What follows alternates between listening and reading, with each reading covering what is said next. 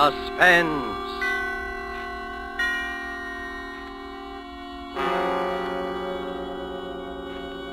Presented by Roma Wines, made in California for enjoyment throughout the world. Salute. Your health, senor. Roma toasts the world. The wine for your table is Roma, made in California for enjoyment throughout the world. This is the Man in Black, here for the Roma Wine Company of Fresno, California, to introduce this weekly half hour of Suspense. Tonight in Hollywood, Roma brings you as star Mr. Peter Lorre. The suspense play which stars Mr. Lorre and which is produced and directed by William Spear is called Back for Christmas. In this series, Roma brings you tales calculated to intrigue you, to stir your nerves, to offer you a precarious situation and then withhold the solution until the last possible moment. And so with Back for Christmas and with the performance of Peter Lorre, we again hope to keep you in suspense.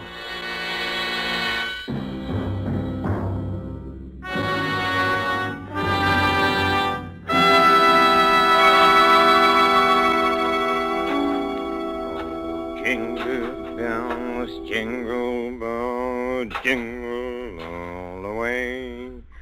Oh, what fun it is to ride one was open.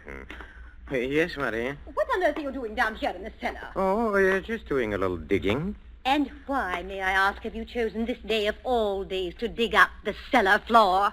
Oh, I thought because the weather has been so damp, this would be a good time to plant that little devil's garden I told you about. Devil's garden? Whatever nonsense is that? Don't you remember that was my little joke about it? You see, I've managed to get hold of the spores of several unclassified wild orchids. In their wild state, they bloom under damp masses of leaf mold. The South American Indians call them devil flowers because they appear to bloom under the ground. Well, I'm sure the South American Indians will be very interested if you succeed in growing these ridiculous flowers under the cellar floor. Whom else it will interest, I can't imagine. Oh, what's that terrible smell? Oh, that's the leaf mold, chemically identical with the earth blanket they grow under in their wild state.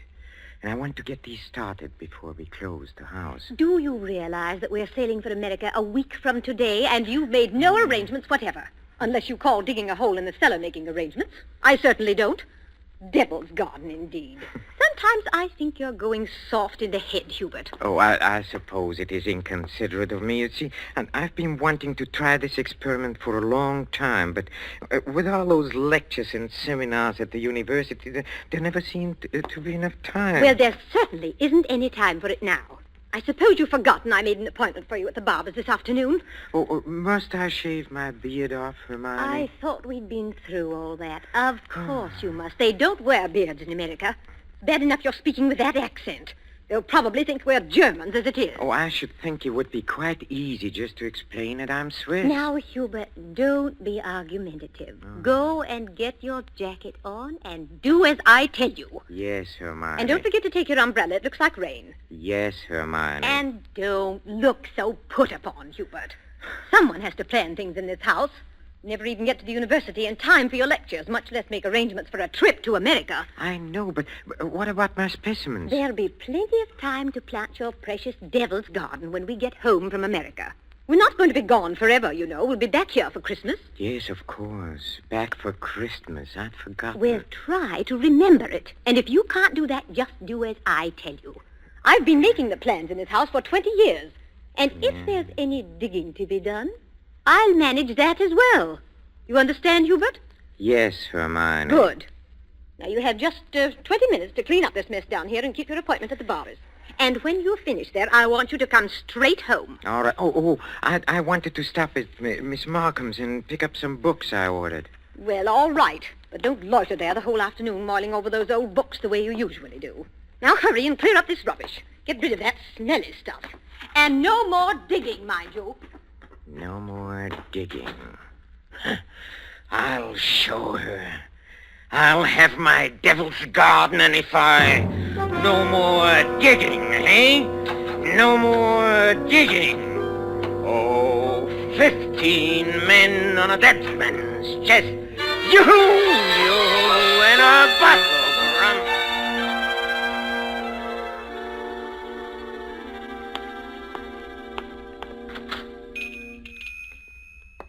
Good evening, sir. Oh, good evening, Miss Markham. Why, it is Professor Schumacher, isn't it?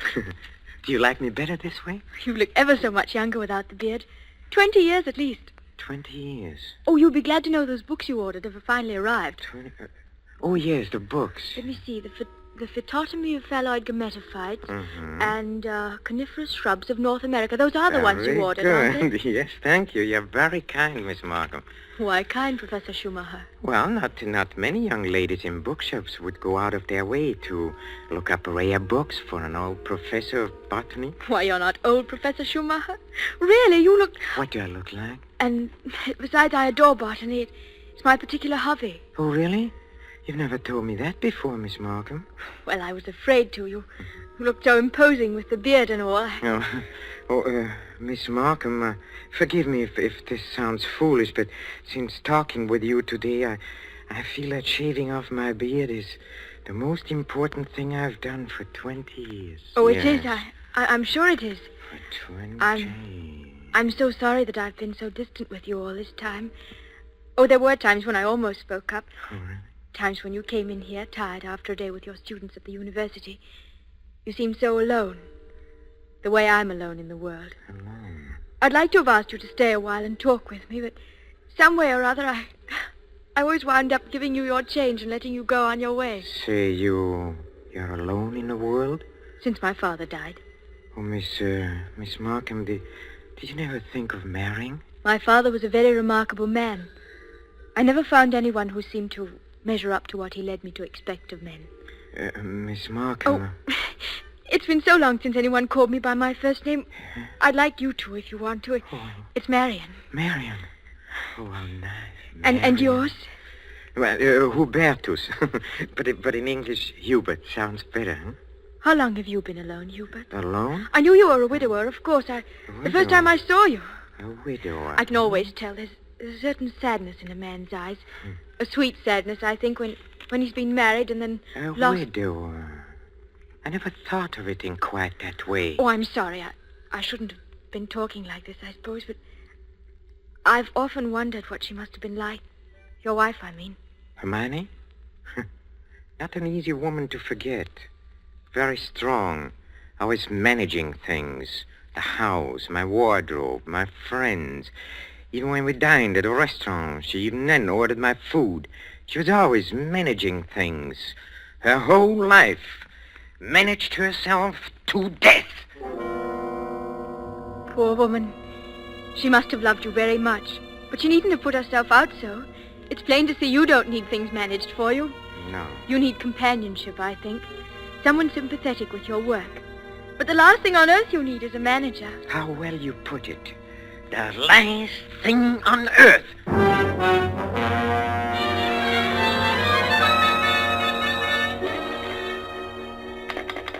Operator, are you there? I'm still waiting on that call to Salisbury. Well, put them on quickly. Hello. Is this Paul Holt & Sons? It's Mrs. Hubert Schumacher. Did you receive my letter? Good. Now remember, we'll be back for Christmas and I want the job done without fail. What's that? No, I'm sure he doesn't suspect anything.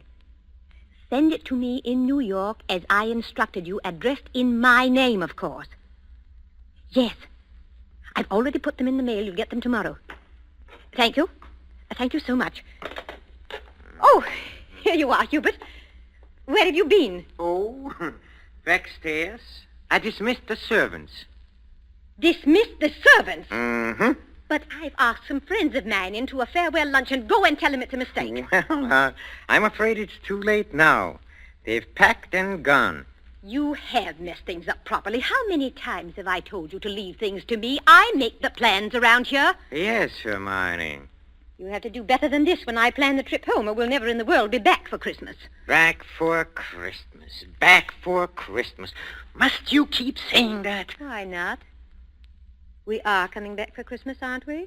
Well, supposing I were offered a professorship in one of those wealthy American universities. Nonsense. Americans care nothing for botany. Well, Luther Burbank was an American, wasn't he? That's different. What have you ever done except muck around in the dirt with a lot of roots and tubers? Well, they asked me to lecture, didn't they? All right. Now, there's no use getting yourself in a state about this, Hubert. No doubt this extra money will come in very handy when we arrive back for Christmas. I know. Precisely. No good to make a joke of it. Heaven knows where you'd be today if I hadn't got a sense of time. Yes, Hermione. And as you've been so foolish as to dismiss the servants, you may empty the ashtrays and straighten up this room while we're waiting for the guests to arrive. I'm going in to have my bath. Call me when they get here.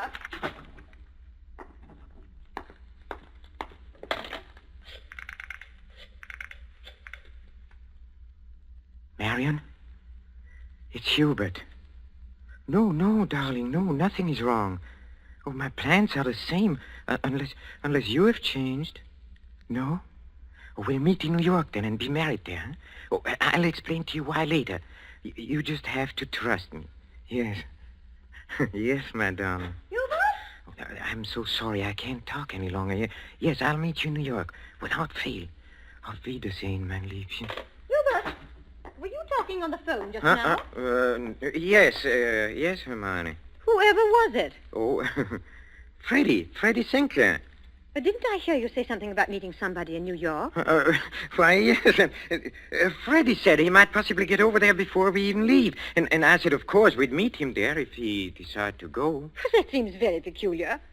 But then all of your friends are peculiar.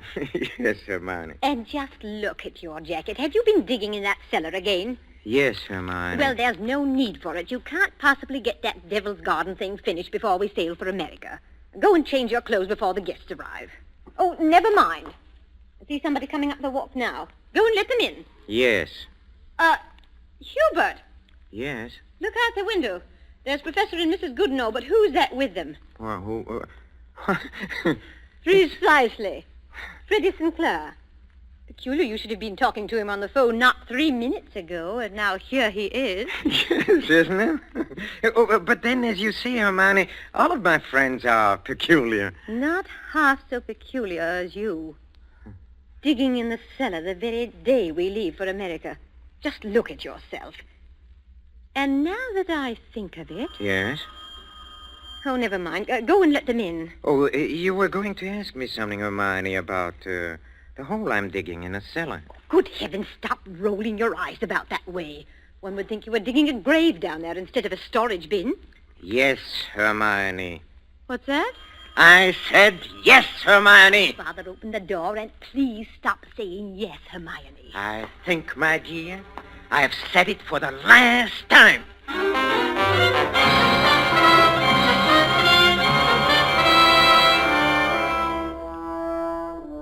Professor of botany, his loving wife, and an oblong pit in the cellar. Just the right size for his botanical specimens, his devil's garden. With these ingredients for a story of a perfect crime, Back for Christmas by John Collier and starring Peter Lorre, the Roma Wine Company closes the curtain for a moment on another breathless study in suspense.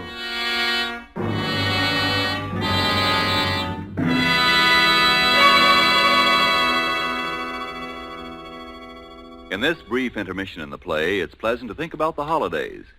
Not everyone celebrates the holidays against a background of snow and pine trees. Somewhere south of the Gulf and the Caribbean, in a gracious home surrounded by palm trees in the warm sun, you might find holiday dinners ending this way. One moment, please. Our North American guest wishes to propose a toast. Yes, mis amigos. I drink a toast in gratitude to you for your gracious hospitality and the enjoyment you've given me, an American so far from home. It is only a fair exchange, my friend. This wine in which you drink your toast, it brings enjoyment to us from your country, from America. It is Roma wine, made in your own California. Yes, and when you choose the wine for your holiday table, remember this. Only a few wines are so fine that many countries of the world import them. And among these greatly enjoyable wines are the wines of Roma. ROMA, made in California for enjoyment throughout the world. Yet here in America, we are truly fortunate, for we may buy Roma wines at a very low cost, since we don't have to pay import duty or costly shipping charges. So serve Roma wine with pride on any and all holiday occasions. Serve Roma, too, for everyday dinners you can afford to. Ask your dealer tomorrow for your favorite Roma wine, America's largest selling wine. But before you buy wine, buy war bonds. And now it is with pleasure that we bring back to our sound stage Mr. Peter Lorre in Act 2 of Back for Christmas, a tale well calculated to keep you in suspense.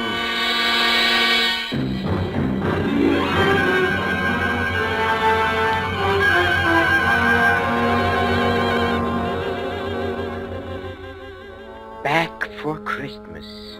Hermione was so positive we would be back for Christmas. That last afternoon, pouring tea out for a few friends who had come in to say her last-minute farewells, she kept reiterating it. Now, mind you, Hermione, don't let those Americans lure your husband with one of their fat university jobs. We absolutely must have you with us for Christmas. He shall be back, I promise you. Well, it's not absolutely certain, of course. Hubert, now what do you mean it's not certain? Of course it's certain. After all, Hubert, old boy, you've contracted to lecture for only 3 months. Oh, that's quite right, but then, of course, anything may happen. Hubert adores being unpredictable. Now, what other man would decide the very day, mind you, before leaving for America, to dig a great hole in the floor of the cellar? In the cellar? Yes. He's going to put some unclassified wild orchids down there. A devil's garden, if you please. It sounds so mysterious. That's Hubert, though. It's really quite simple, however, once you find out what he's up to. Now, take that telephone call he put through to you a few minutes ago, Freddie. To me? Of course. Now, Hubert wanted to surprise me about your plan to meet us in New York next month. Wasn't that why he called? To ask you not to mention it? My dear Hermione, Hubert couldn't possibly have telephoned me within the past hour. I've been walking in the park since 3. He didn't telephone you? Well, how could he? As for my going to America... No. Come, Freddie, come. You may as well confess. Hermione has just found me out again. But Hubert, old chap, I really You don't... see what a poor liar Hubert makes. He's red as a beetroot. Aren't you ashamed of yourself, Professor, stringing poor Hermione along like that? And as for you, Freddie, I'm furious you said nothing to us about going to America. But look here, old girl. I've been trying to tell everyone here Oh, that I'm... stuff and nonsense. The game's gone on long enough. Besides, we must start getting ready. Now, it was marvelous of all of you to come in to say goodbye. And don't worry about Hubert's little jokes. I will bring him back for Christmas. You may rely on it. They all believed her. For years, she had been promising me for dinner parties, garden parties, committees, and the promises had always been kept. This time, they would not be. I had seen to that. The servants were gone for good. The farewells all said. I had timed to the minute how long it would take to fill in a hole in a cellar. My devil's garden. Upstairs in a bedroom, I undressed and put on my old bathrobe, and then I opened the door into Hermione's room. Oh, Hermione, have you a moment to spare? Of course, dear. I'm just finished. Oh, then, will you come in here for a moment, please? There's something rather extraordinary here. Oh, good heavens, Hubert. What are you lounging about in that filthy old bathrobe for? I told you to put it into the furnace. Oh, I'll do it. I'll do it today. Yes, really, I will. I promise. Well, high time. Now, what is it you want to show me? Oh, here, in a bathroom. Just look. Who in the world do you suppose dropped a gold chain down the bathtub drain? Nobody has, of course. Nobody wears such a thing. Then what is it doing in here? I don't see anything. Well, look. I'll hold this flashlight here for you. If you lean right over, you can see it shining. It's deep down. Oh, such a lot of nonsense. Just as well, I don't see it, Hubert. Go on looking, Hermione, in just a moment. Hubert, I absolutely refuse. Hubert, what are you doing? Take your hands off my neck. I will, Hermione. Just as soon as I've finished the arrangements for my trip to America. What are you talking about? You thought you were the only one who could plan things, didn't you? Didn't you, Hermione, huh? Well, I've been making some plans of my own this past week. In exactly 2 minutes and 16 seconds, you'll be dead. You see, I have planned it very accurately. You'll never get away with it. Oh, I thought you would say that, Hermione, but I will get away with it. You won't mind the smell of the leaf mold down in the cellar when I take you down there today? Yes, that is where you are going, Hermione. Right into my devil's garden that annoyed you so much. My friends all expect me back for Christmas. They do. If they don't hear from me, they'll start asking questions. No, they won't. Because you'll write them letters, Hermione, on a typewriter, as you always do. They'll be signed H, in that neat, correcting way you always sign your notes to your friends. Here, let me up now. No!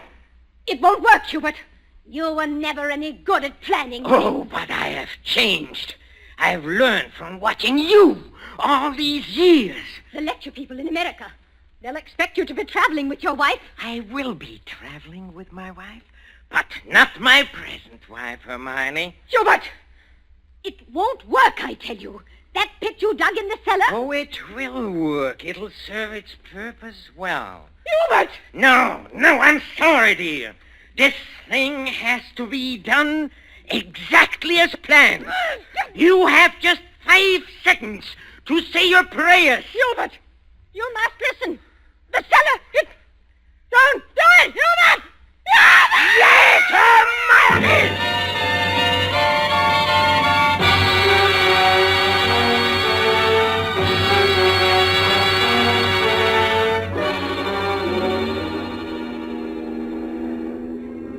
Oh, Stuart?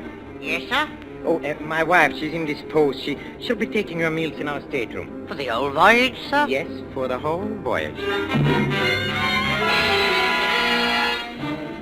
I trust your wife is feeling better this morning, Professor Schumacher. A little. Not yet well enough to leave her cabin. Oh, what a shame. Oh, Professor Schumacher. Yes? Here's a copy of the radiogram you sent for your wife last evening. Oh, thank you. I'll just check it over. Oh, but look here. Why? What's the matter? Did the typist make a mistake? No. It's nothing important. She can correct it later.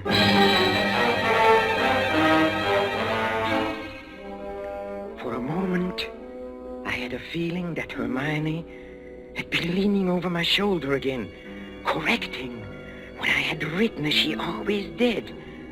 I had written a radiogram to Professor Goodenough and his wife. Haven't been out of my cabin the whole beastly trip, Hubert. Well, no doubt we'll be back for Christmas. But the operator had left out the W, and it read, "No doubt we'll be back for Christmas." Exactly what Hermione would have written. Well, the rest of the trip was uneventful. Marion and I met in New York just as we had planned. Just as we had planned.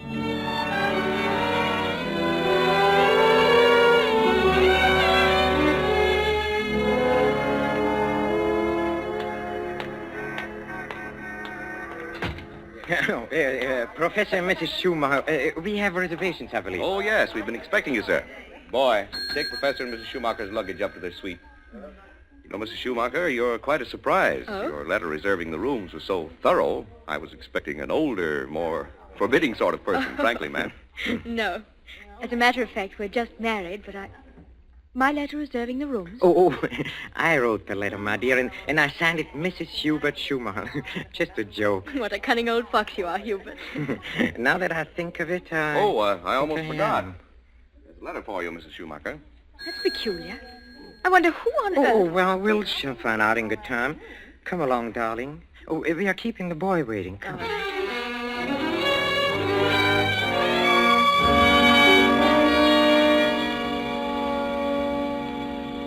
All right.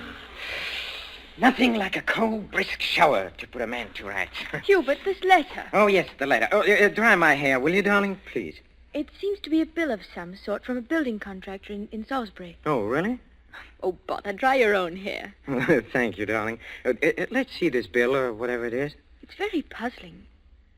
Hubert, you were a widower, weren't you? I mean, Hermione isn't still alive. Good heavens, no. Well, let me read that. Dear Madame, this is to acknowledge your order together with the keys to your house in Launceston Place. Our man had no difficulty in finding the place where your husband had begun the excavation in a cellar, but apparently he changed his mind at the last moment and filled it in again. What is it, Hubert? Our men will begin digging tomorrow, and their job will be completed in ample time for your surprise Christmas present to your husband. We are happy to be conspirators with you in this thoughtful gesture and hope that Professor Schumacher will be pleased at the results of our work on his Devil's Garden. Very truly yours, Paul Holt Sons, Contractors. What does it mean, Hubert? Means that Hermione was right. I will be back for Christmas. I will be back for Christmas! I will! Back for Christmas! Back for Christmas! Yes! Hermione!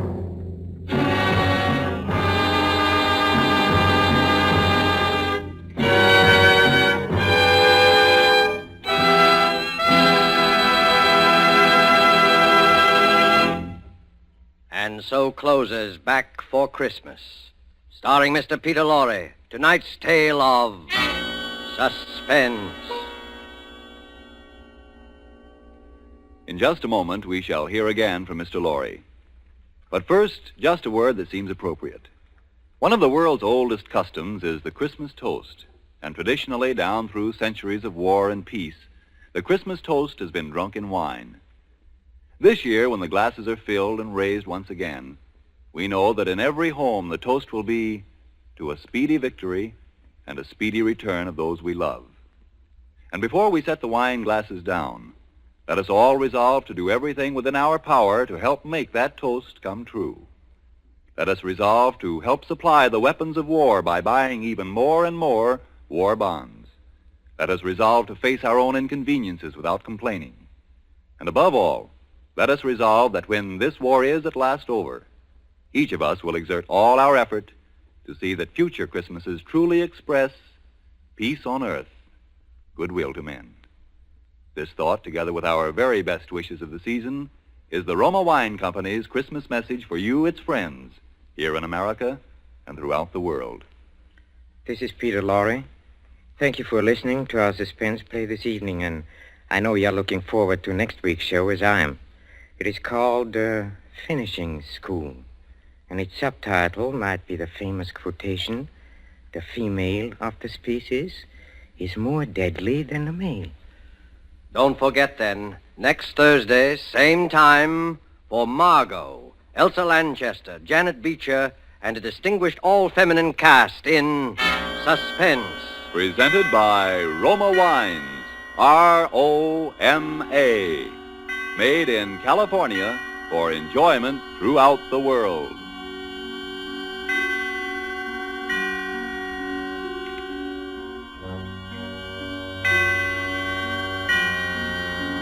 This is the Columbia Broadcasting System.